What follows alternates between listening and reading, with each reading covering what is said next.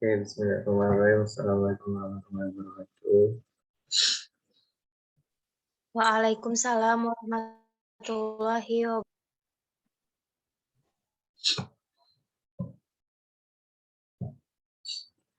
Oke, materi kita pada pagi hari ini adalah jaringan tumbuhan dan hewan. Untuk kelas 12, pertama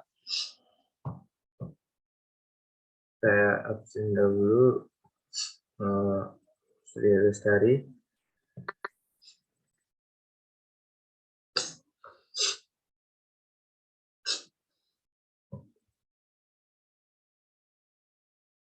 Ya, saya absen, saya ulangi absen Sri Lestari.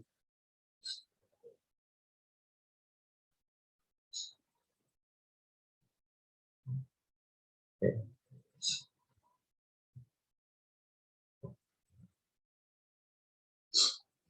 Halimah,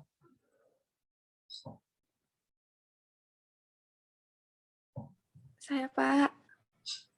Najwa Rizka,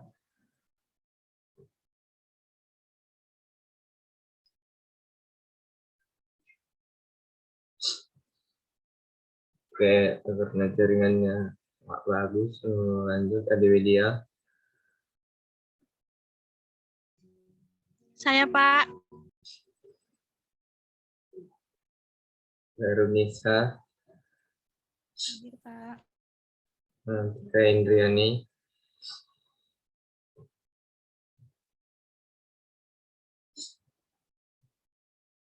Mikta,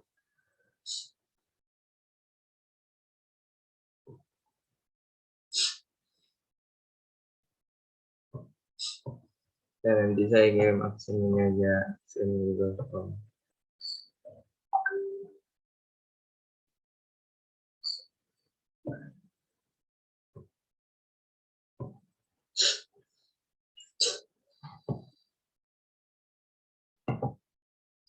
Oke, jaringan tumbuhan dan hewan.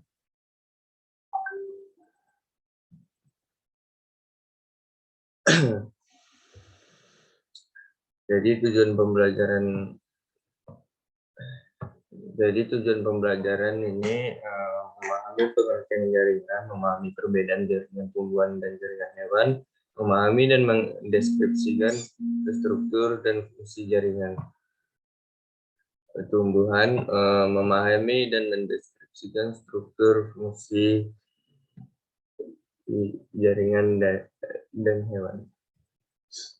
Ya.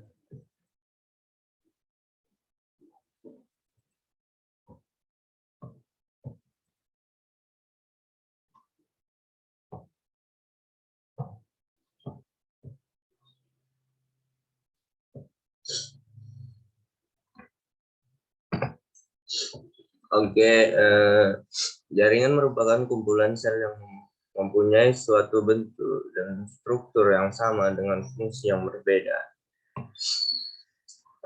Satu, jaringan tumbuhan, dua itu jaringan hewan. Yang pertama, jaringan tumbuhan. Jaringan tumbuhan merupakan jaringan yang tersusun atas sel-sel dengan kemampuan sitopotensial, yaitu berguna untuk memperbanyak diri. Struktur jaringan pada tumbuhan secara mendasar terbagi atas dua macam, yaitu jaringan muda atau meristem, atau embrional, dan jaringan permanen atau dewasa. Nah, ini bisa kalian lihat pada gambar ini ada jaringan, contohnya jaringan palisade, jaringan spons, stoma, epidermis bawah, floem, xilem, dan epidermis. Nah, jaringan meristem merupakan jaringan yang mudah tersusun dari sel-sel aktif dalam melakukan pembelahan. Beberapa bagian tumbuhan yang memuat jaringan meristem yaitu akar, ujung batang, kambium, pembuluh, dan jaringan gabus.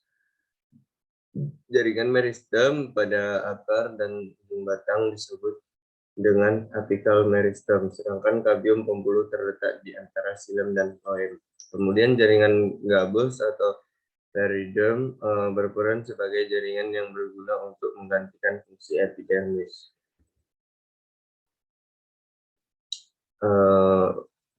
Ciri-ciri jaringan meristem, sel-sel memiliki ukuran kecil, terdiri dari sel-sel muda yang aktif melakukan pembelahan.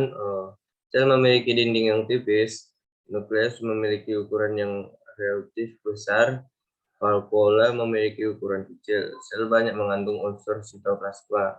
Sel jaringan meristem berbentuk kubus. Ya, jaringan meristem dikelompokkan menjadi dua kategori, yaitu berdasarkan posisi pada tumbuhan dan asal-usulnya. Beberapa jaringan meristem berdasarkan posisi dan dalam tumbuhan seperti meristem apikal atau pada ujung akar, puncak lateral, dan ujung utama. Meristem interkalar atau pada jaringan dewasa dan meristem lateral berdekatan dengan organ yang ditemukan. Sedangkan beberapa jaringan meristem berdasarkan kepada asal-usul seperti meristem primer dan meristem sekunder.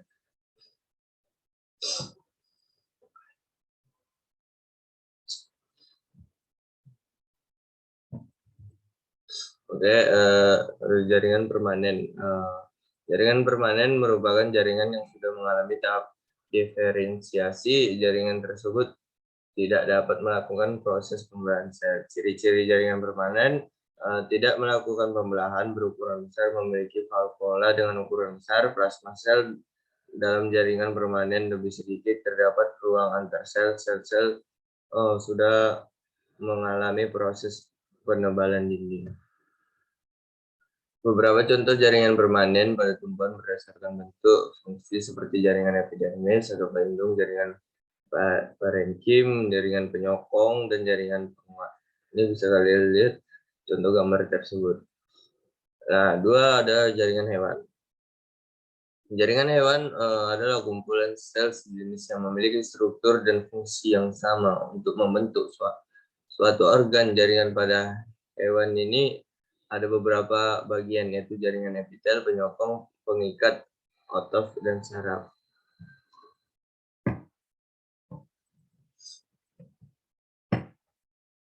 Oke, selanjutnya ada jaringan epitel. Jaringan epitel merupakan jaringan yang melapisi permukaan tubuh atau organ, baik permukaan dalam maupun permukaan luar. Jaringan epitel berfungsi melindungi jaringan lain yang ada di bawahnya. Pengangkut material dari suatu jaringan ke jaringan yang lain, alat absorpsi, dan sebagai alat ekspresi. Bentuk jaringan epitel ini pipi, kubus, dan silinder. Ciri-ciri jaringan epitel melaksanakan fungsi absorpsi. Sel-sel epitel terikat oleh zat pengikat. Sel-sel melekat pada lamina basalis. Oke, selanjutnya ada jaringan penyokong atau penunjang, merupakan jaringan yang terdiri atas tulang rawan dan jaringan tulang keras. Jaringan ini berfungsi sebagai pemberi sokongan dan kekuatan pada tubuh hewan dan pengikat jaringan-jaringan lain. Oke, selanjutnya ada jaringan pengikat, merupakan jaringan yang menghubungkan sebagian tubuh dengan bagian tubuh yang lain. Jaringan ikat berfungsi melekatkan suatu jaringan dengan jaringan yang lain, membungkus organ-organ, mengisi rongga di antara organ-organ, dan menghasilkan imunitas. Komponen-komponen jaringan pengikat: matriks bersusun serabut-serabut dasar, dua ada serabut. Sel-sel jaringan pengikat ada fibrolas, berfungsi mensintesis protein pada serabut. Sel tiang berfungsi menghasilkan substansi heparin dan histamin. Sel lemak berfungsi menyimpan lemak. Sel darah putih berfungsi melawan patogen. Makrofag berfungsi dalam fotosintesis. Macam-macam jaringan pengikat. Satu, jaringan pengikat biasa, jaringan pengikat longgar.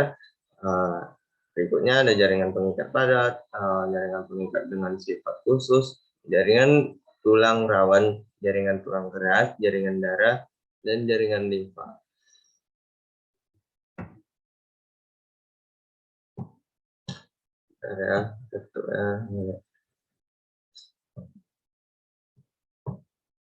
Oke, selanjutnya ada jaringan otot, merupakan jaringan yang tersusun atas sel-sel dan bersifat lentur.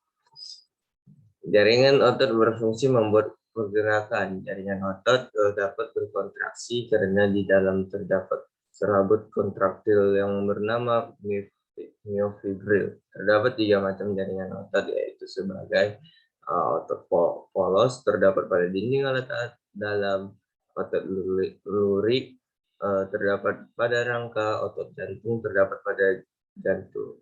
Ini gambaran bisa kalian tengok di sebelah kanan bawah. Oke, selanjutnya ada jaringan saraf. Jaringan saraf merupakan jaringan yang tersusun atas sel-sel saraf. Setiap sel saraf terdiri atas badan sel dan serabut saraf. Jaringan saraf berfungsi menerima dan meneruskan rangsang yang diterima tubuh.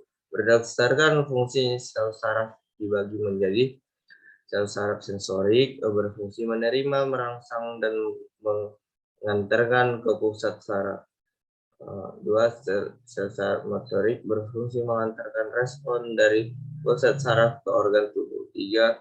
Sel saraf konektor berfungsi menghubungkan anterior.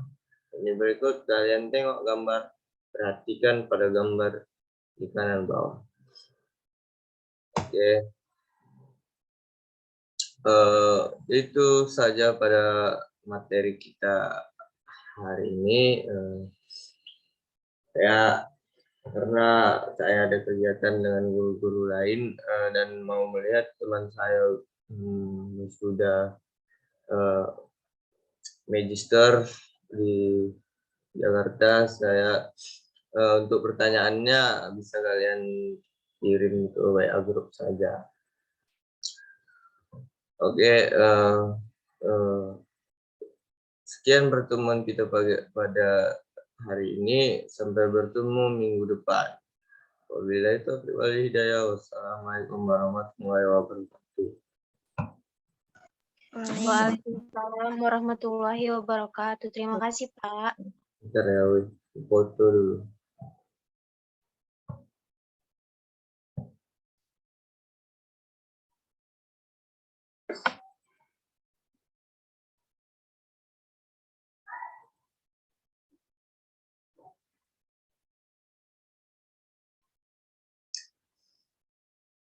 Oke, terima kasih ya guys ya. Terima kasih. Jadi saya lihat. Terima kasih ya guys ya. Sama-sama, belum ku rekodnya mana?